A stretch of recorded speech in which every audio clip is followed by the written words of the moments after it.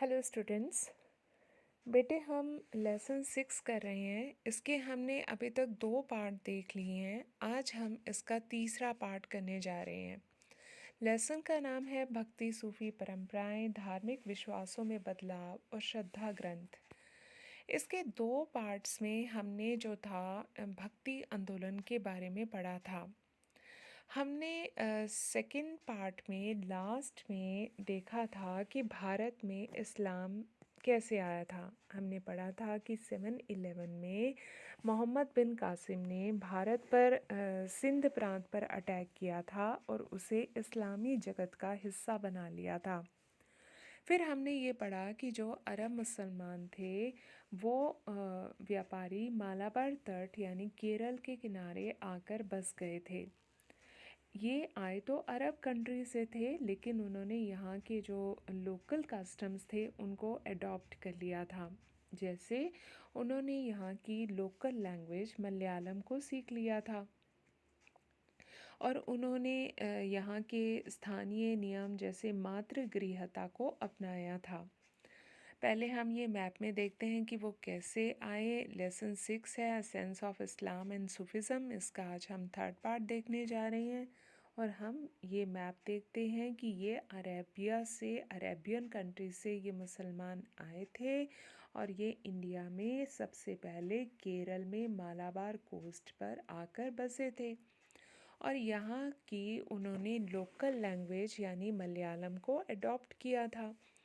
अब आपसे ये 1 मार्क में क्वेश्चन आ सकता है कि बताओ मलयालम किस स्टेट की लैंग्वेज है। तो आप बताओगे ये केरल की लैंग्वेज है। इसी तरीके से यहाँ पर शब्द पूछा जा सकता है कि मातृगृहता क्या था। तो मातृगृहता क्या होती है? ये एक ऐसी परंपरा है जिसमें लड़की विवाह के बाद अपने मायके में ही रहती है और उसका पति उसके साथ आकर रहता है। अब हमारे में क्या होता है, हमारे में तो ये होता है ना कि जब लड़की का विवाह हो जाता है तो वो अपने हस्बैंड के घर चली जाती है, लेकिन यहाँ पर उल्टा होता था। यहाँ पर लड़की अपने मायके में ही रहती थी और उसका हस्बैंड उसके मायके में आकर रहता था। तो इसको हम मातृगृहता कहते हैं। तो अरब व्यापारी उन्होंने इस वहाँ की लोकल कस्टम को जो था एडॉप्ट किया था। अब हम नेक्स्ट टॉपिक पर चलते हैं, that is names of different communities in India. बेटे अब यहाँ से कुछ मुश्किल पार्ट, जो इस चैप्टर का सबसे मुश्किल पार्ट है, वो यहाँ से शुरू हो रहा है। यहाँ पर कई बातें इस वीडियो में मैं बताऊंगी जो बच्चों को समझने में मुश्किल आती है, तो आप इसलिए यहाँ पर फोकस बनाकर ध्यान से सुनना। अब यहाँ पर देखो, मैंने 2 समुदायों के नाम लिखे हैं, एक है हिंदू और एक है मुसलमान। अब मैं आपसे पूछूं कि हिंदू कौन होता है, तो आप बोलोगे जो हिंदू धर्म को मानता है वो हिंदू है और जो मुसलमान धर्म को अपनाता है वो मुसलमान है, जो इस्लाम धर्म को अपनाता है वो मुसलमान है। तो आज आपको इस नज़रिए से इसको नहीं देखना है। हम पुराने समय में जाते हैं तो पुराने समय में इसका मतलब जो है बिल्कुल बदल जाता है। आज हम हिंदू शब्द का प्रयोग एक धर्म के रूप में करते हैं, पर प्राचीन काल में, पुराने टाइम में धर्म के लिए इसका प्रयोग नहीं होता था। फिर यह शब्द कैसे प्रचलन में आया? बेटे हमारे देश का नाम जो था वो सिंधु नदी के नाम पर पड़ा था। सिंधु नदी के नाम पर इस देश का नाम हिंदू पड़ा और यहाँ पर रहने वाले लोगों को हिंदू कहा जाने लग गया। तो हिंदू जो था वो कोई धर्म नहीं था, बल्कि यहाँ के मतलब इंडिया का नाम हिंदुस्तान था, इसलिए हिंदुस्तान हिंदू बोला जाने लग गया। तो उस ज़माने में लोगों को जो था, पुराने टाइम में लोगों को उनके धर्म के नाम पर नहीं जानते थे, बल्कि उनके जन्म भूमि के आधार पर जानते थे। ऐसे ही अगर हम पुराने 8वीं से 14th सेंचुरी के समय के अगर हम इंस्क्रिप्शंस या संस्कृत ग्रंथों को देखें तो उनमें मुसलमान शब्द का भी जिक्र कहीं भी नहीं आता है। तो आपने ये समझना है कि लोगों का वर्गीकरण जो था उनके जन्म के स्थान के आधार पर होता था। जैसे अब मैं यहाँ पर एग्जांपल देती हूँ कि जो तुर्की में जन्म लेता था उसको तुरुष्क कहते थे, जो तजाकिस्तान में जन्म लिया उनके वहाँ के लोगों को ताजिक कहा गया, फारस के लोगों को पारसिक कहा गया। तो इस तरीके से हिंदुओं को भी उनकी जन्म भूमि के आधार पर कहा गया था, ना कि धर्म के आधार पर नाम पड़ा था। अब तुर्क और अफ़गानों को शक और यमन भी कहा गया। उस टाइम में प्रवासी समुदायों के लिए एक सामान्य शब्द प्रयोग होता था जिसका मतलब होता था इस्लाम, मलेच। प्रवासी कौन होते हैं? प्रवासी होते हैं जो इस देश के नहीं हैं, जो बाहर से आए हैं। तो उनके लिए एक शब्द यूज़ होता था मलेच। अब ये मलेच क्या होता है? मलेच के वैसे तो बहुत सारे मीनिंग्स हैं, लेकिन यहाँ हम कुछ मीनिंग्स लेते हैं जो बहुत इम्पॉर्टेंट है। तो मलेच होते हैं जो असभ्य भाषा बोलने वाले। असभ्य भाषा का मतलब जो बेकार भाषा है, जो असभ्य है, अनसिविलाइज्ड है। और मलेच किनको कहते थे? वो अनार्य जो आर्य परंपरा के नहीं थे। हमने फर्स्ट लेसन में पढ़ा था, मैंने आपको बताया था कि जब सिंधु घाटी के लोग ख़त्म हो गए थे तो यहाँ पर एक न्यू सिविलाइजेशन का जो था आगमन हुआ था, that is Aryan civilisation. Sindhu नदी के सिंधु घाटी के लोगों को जिन लोगों ने हरा दिया था वो आर्यंस थे। ये मध्य एशिया से आए थे और हम सब आर्यंस की ही संतान हैं। हम सब हमारे जो एंसेस्टर्स हैं वो आर्यंस हैं। तो ये जो प्रवासी लोग थे, क्योंकि वो दूसरे देश से आए थे तो वो आर्य परंपरा के नहीं थे और वो वर्ण व्यवस्था को भी फॉलो नहीं करते थे। हमने थर्ड चैप्टर में पढ़ा था कि भारत में उस टाइम वर्ण व्यवस्था थी। यहाँ की सोसाइटी जो थी वो ब्राह्मण, क्षत्रिय, वैश्य, शूद्र में डिवाइड थी। अब क्योंकि ये बाहर से आए थे तो ये वर्ण व्यवस्था को भी फॉलो नहीं करते थे और ये ऐसी लैंग्वेज बोलते थे जो संस्कृत से नहीं उपजी थी, क्योंकि हमारे देश में तो संस्कृत बोली जाती थी और संस्कृत सबसे पवित्र लैंग्वेज बोली जाती थी। तो ऐसे लोगों को जो असभ्य भाषा बोलते थे, जो संस्कृत का ज्ञान नॉलेज नहीं थी, जो अनार्य थे, जो वर्ण व्यवस्था को फॉलो नहीं करते थे, उनको मलेच कहा गया। ठीक है, यहाँ तक आपको आई थिंक ये टॉपिक समझ में आ गया होगा। अब हम चलते हैं नेक्स्ट टॉपिक पे, दैट इज़ सूफिज़्म। सूफिज़्म कौन होते हैं? सूफ़ी कौन होते हैं? तो सूफ़ी जो होते हैं ऐसे लोग जो कि ऊन का चोगा पहनते थे। अब ऊन का चोगा कौन पहनते थे? मक्का मदीना में मस्जिद के बाहर जो फ़कीर बैठते थे वो ऊन का चोगा पहनते थे। तो ऐसे लोगों को सूफ़ी कहा गया। कुछ विद्वानों का ये मानना है कि सूफ़ी शब्द की उत्पत्ति शफ़ा वर्ड से हुई है। सफ़ा या शफ़ा। शफ़ा का मतलब होता है पवित्र। तो ऐसे लोग जो कि पवित्र थे उनको सूफ़ी कहा गया। अब यहाँ पर मैं आपको थोड़ा हम हिंदुज़म की तरफ चलते हैं, भक्ति मूवमेंट की तरफ चलते हैं। तो हमने पिछली वीडियोस में पढ़ा था कि हिंदू धर्म में कई आडंबर आ गए थे, है ना? तो जिसके कारण कुछ संत उससे अलग हो गए थे और उन धार्मिक नेताओं ने वेदों को भी चुनौती दे डाली थी। हमने पिछली वीडियो में पढ़ा था कि किस तरीके से अलवार, नयनार, वीरशैव संतों ने जो था इन कुरीतियों को चैलेंज दे डाला था। इनके खिलाफ वो आए थे। तो ऐसे ही बच्चे इस्लाम में भी कई आडंबर, कई कुरीतियाँ आ चुकी थी। तो कुछ लोगों ने इसका विरोध किया था। जो इस विचारधारा से अलग हो गए थे वे सूफ़ी कहलाए थे। ठीक है, तो कुछ संत जो थे वो रूढ़िवादी इस्लाम से अलग हो गए थे। इनका झुकाव जो था वो वैराग्य और रहस्यवाद की ओर था। अब ये वैराग्य का मतलब क्या होता है? वैराग्य का मतलब होता है जो ईश्वर की तरफ जाए, जो शांति, स्थिरता, तपस्या, शांति की तरफ जाए, उसे इस वर्ड को बोलते हैं वैराग्य। और इन्होंने रूढ़िवादी परिभाषा और धार्मिक गुरुओं द्वारा की गई कुरान की व्याख्या को क्रिटिसाइज़ किया। अब ये रूढ़िवादी कौन होते हैं? रूढ़िवादी परंपराएं यानी पुरानी परंपराएं जो काफ़ी टाइम से चली आ रही हैं, जो हमारे पूर्वजों के टाइम से चली आ रही हैं, जिनके पीछे कोई लॉजिक है या नहीं है, हम उनको फॉलो किए जा रहे हैं। अब जैसे कि एग्ज़ाम्पल दें, जैसे कि हम कहते हैं कि हम छींक दें, कहीं जाने लगे और कोई छींक दे तो उसे हम अशुभ मानते हैं। ऐसे ही बिल्ली रास्ता काट जाए तो हम उसे अशुभ मानते हैं। अब उनके पीछे क्या लॉजिक है हमें नहीं पता। अब क्योंकि वो हमारे एंसेस्टर्स के टाइम से चली आ रही है, पुराने टाइम से वो बातें चली आ रही हैं और हम उनको फॉलो किए जा रहे हैं, है ना।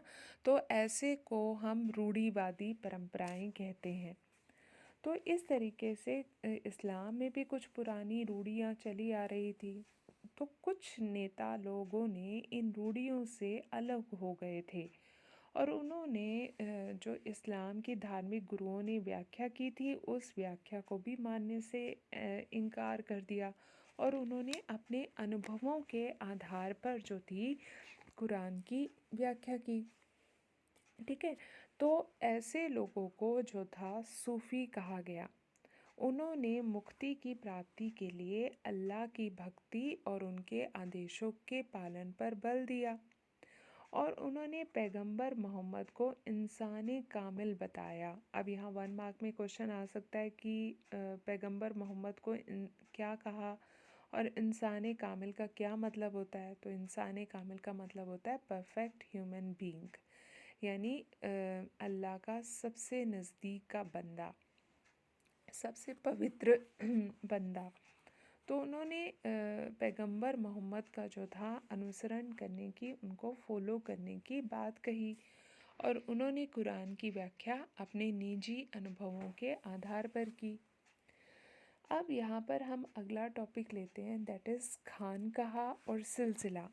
ये खानकाहा क्या होता है? खानकाहा होता है सूफ़ी संतों के रहने का स्थान। ये देखो, ये दिस वन इज़ खानकाहा, ये खानकाहा है। शीर शेख निज़ामुद्दीन औलिया की खानकाह का सीन मैं आपको दिखा रही हूँ। ये देखो, ये ऊपर ये इस तरीके से होती है खानकाह। ये मतलब जस्ट लाइक एक आश्रम है, जैसे हम हिंदूज़ में होते हैं ना, आश्रम होते हैं, मठ होते हैं, ऐसे सूफ़ी संतों के रहने का ये स्थान है जिसको हम खानकाह कहते हैं। हम नेक्स्ट वीडियो में इनके बारे में डिटेल में पढ़ेंगे। अभी आप इसको ऐसे देख लो, पिक्चर देख लो कि ये उनके रहने का स्थान है, उनके रहने का आश्रम है। इसे हम कहते हैं खानकाह। ठीक है। तो अब हम देखते हैं कि ये खानकाह में रहने के क्या रूल्स थे। अब हम इसकी तरफ चलते हैं। तो खानकाह जो थी वो सूफ़ी संतों के रहने का स्थान थी और खानकाह का जो कंट्रोल होता था वो किसके हाथ में होता था? वो जो सूफ़ी संत होते थे उनको शेख भी कहते थे, पीर भी कहते थे, मुर्शीद भी कहते थे, तो उनके हाथ में होता था। ठीक है। यहाँ पर आपको 1 मार्क का क्वेश्चन आ सकता है कि शेख को और किस नाम से पुकारते थे? तो पीर या मुर्शीद के नाम से पुकारते थे और उनके जो शिष्य होते थे यानी जो फॉलोअर्स होते थे उनको मुरीद कहते थे। ठीक है। तो और शेख अपने मुरीदों की जो थे वो भर्ती करते थे और स्पिरिचुअल बिहेवियर के रूल्स जो थे वो फिक्स करते थे। अब ये क्या होता है? अब देखो बेटा, जैसे हम आध्यात्मिक कुछ रूल्स होते हैं, नियम होते हैं। जैसे हम मंदिर जाते हैं, अब मंदिर जाते हैं तो वहाँ पर एंट्री करने के रूल्स हैं, जैसे हम अपने शूज़ उतारते हैं, है ना। ऐसे ही हम गुरुद्वारे जाते हैं तो हम देखते हैं कि सिर पर हमें कपड़ा रुमाल रखना ज़रूरी है, सिर ढकना ज़रूरी है। तो ऐसे ही हर जगह के अपने रूल्स रेगुलेशन होते हैं। तो इन खानकाहों के भी जो थे वो रूल्स होते थे और ये रूल्स कौन बनाते थे? ये रूल्स शेख बनाते थे, पीर मुर्शीद जिन्हें कहते हैं, सूफ़ी संत कहते हैं, तो वो बनाते थे। और वो जो थे मुरीदों की भर्ती भी करते थे। ठीक है, अब हम देखते हैं कि नेक्स्ट टॉपिक है सिलसिला क्या होता है। अब इसको ध्यान से समझना, ये क्वेश्चन बहुत इम्पॉर्टेंट है। तो सिलसिला क्या होता है कि सिलसिले का वैसे अर्थ होता है जंजीर। सिलसिला जिसके नाम पर जो है कई मतलब इस्लामी दुनिया में इनके नाम पर कई सिलसिले थे। सिलसिला जस्ट लाइक एक ग्रुप कह लो, ग्रुप बोल सकते हो कि सूफ़ी संतों का एक ग्रुप ये हो गया, दूसरा ग्रुप ये हो गया, तीसरा ग्रुप ये हो गया। ठीक है, तो इसको हम सिलसिला कहते हैं। यानी सूफ़ी संत के वंश के नाम पर स्थापित करना सिलसिला कहलाता है। तो यहाँ पर हम आगे चलते हैं। तो ये इसका मतलब है जंजीर या ग्रुप कह लो। तो शेख और मुरीद के बीच का एक रिश्ते की ओर ये संकेत करता था। और यहाँ पर हम एक मैं ये आपको बताना चाहूँगी, जो सूफ़ीवाद था वो भारत में शुरू नहीं हुआ था, बल्कि ये ईरान फ़ारस में हुआ था इसका जन्म। तो ये भी आपको 1 मार्क में क्वेश्चन आ सकता है। अब हम देखते हैं कि दीक्षा के कुछ नियम होते थे, कुछ अनुष्ठान होते थे। अब ये दीक्षा क्या होता है? आपने सुना होगा कि जब कोई हमारे में से कोई कहता है कि हम उस फलाना बंदे ने नाम ले लिया या मैंने नाम ले लिया, सत्संग में हम जाते हैं, हम कहते हैं कि हमने तो नाम लिया हुआ है। तो नाम का मतलब होता है कि हमने उस के कुछ नियम जो हैं वो हमें मानने पड़ेंगे। हम दीक्षा ले लेते हैं और हम उसके नियम फॉलो करते हैं। जैसे कुछ नियम है, मान लो कि नॉन वेज नहीं खाना है, तो ऐसे बहुत सारे नियम होते हैं, है ना? तो ये इसका मतलब है। तो दीक्षा के लिए विशेष अनुष्ठान किए जाते थे और जो दीक्षित होता था उसको निष्ठा का वचन देना होता था। जैसे कि उसे सिर मुंडाना होता था, थेगड़ी लगे कपड़े पहनने होते थे। थेगड़ी का मतलब पैचेस लगे हुए, पैबंद लगे हुए कपड़े जो थे उसे पहनने होते थे। फिर हम आगे देखते हैं कि पीर की जब मृत्यु हो जाती थी तो उनकी जो मज़ार होती थी, उनकी दरगाह जो थी, वो मुरीदों के लिए भक्ति का स्थान बन जाती थी। और पीर की दरगाह पर ज़ियारत के लिए जाने की परंपरा चल पड़ी थी। ज़ियारत का मतलब तीर्थ यात्रा। और इस परंपरा को उर्स कहा गया। और लोग ऐसे मानते हैं कि मृत्यु के बाद जब सूफ़ी संत की मृत्यु हो गई तो वो अल्लाह में एकीभूत हो गए। तो और भी वो अल्लाह के ईश्वर के खुदा के नज़दीक हो गए। तो लोग जो थे वो स्पिरिचुअल और वर्ल्डली ऐहिक कामनाओं की पूर्ति के लिए, आशीर्वाद लेने के लिए वहाँ पर जाने लग गए, उनकी मज़ार पर जाने लग गए। यही क्या होता है, वर्ल्डली क्या होता है कि अब जैसे हमारी कई विशेज़ होती हैं कि मेरे अच्छे नंबर आ जाएं, मुझे कार मिल जाए, मेरा घर बन जाए। तो इस तरीके की जो विशेज़ होती हैं उनको हम वर्ल्डली विशेज़ कहते हैं। तो लोग जो थे वो मज़ार पर जाते हैं अपनी विशेज़ को पूरा उनका ब्लेसिंग्स लेने के लिए। जैसे हम दरगाहों पर जाते हैं, पीर की दरगाह पर जाते हैं ना, कि हमारी ये विश पूरी हो जाए तो हम चद्दर चढ़ाएंगे या जो भी हम सुख लेते हैं, तो इसको हम कहते हैं। अब हम अगला टॉपिक देख रहे हैं, दैट इज़ बाशरिया और बेशरिया क्या होते हैं। तो कुछ सूफियों में भी बेटा इनके भी दो हिस्से हो गए थे, इस ग्रुप्स में भी दो हिस्से हो गए थे। तो एक हिस्सा था जो कि शरिया को नहीं मानता था। अब शरिया इनके रूल्स रेगुलेशन है मुसलमानों के। तो कुछ जो सूफ़ी संत थे वो शरिया को नहीं मानते हैं और ये रहस्यवादी फ़कीर की ज़िंदगी बिताते हैं, ब्रह्मचर्य का पालन करते हैं, यानी शादी नहीं करना ज़िंदगी भर, और ये निर्धनता का लाइफ जो है वो लीड करते हैं। इनको अलग अलग नामों से पुकारा जाता है, जैसे कि कलंदर है, मदारी है, मलंग है, हैदरी है। ये 1 मार्क में क्वेश्चन आ सकता है, इसे ध्यान से समझो। तो इन लोगों को कहा गया बाशरिया। और जो लोग संत शरिया को मानते हैं उनको कहा गया बेशरिया। ठीक है।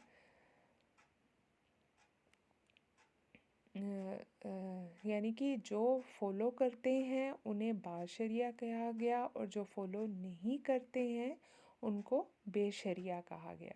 ठीक है, इस चीज़ को ध्यान में रखना बहुत अच्छे से। तो आज के लिए बेटा हम इतना ही टॉपिक करेंगे। यस, इसकी मैं इमेजेस आपको दिखा दूँ। ये हमने कर लिया था खानकाहा। ये देखो, ये सूफ़ी संत होते हैं। ठीक है। ये जो है, ये देखो, इनको दीक्षा दे रहे हैं, इनको जो भी अपना स्टूडेंट बना रहे हैं, जो भी रूल्स रेगुलेशन है, नियम है, ये है। ये जो है बेशरिया है, यानी कि जो शरिया को नहीं मानते हैं, यानी जो फ़कीर फक्कड़ ज़िंदगी बिताते हैं, गरीबी में लाइफ लीड करते हैं, ब्रह्मचर्य का पालन करते हैं, उनको बेशरिया कहते हैं। और जो फॉलो करते हैं उनको हम बाशरिया कहते हैं, यानी जो शरिया को फॉलो करते हैं उनको हम बाशरिया कहते हैं। ठीक है। तो आज के लिए इतना ही टॉपिक करेंगे, बाकी नेक्स्ट वीडियो में हम सूफिज़्म को ख़त्म करेंगे। थैंक यू बेटा।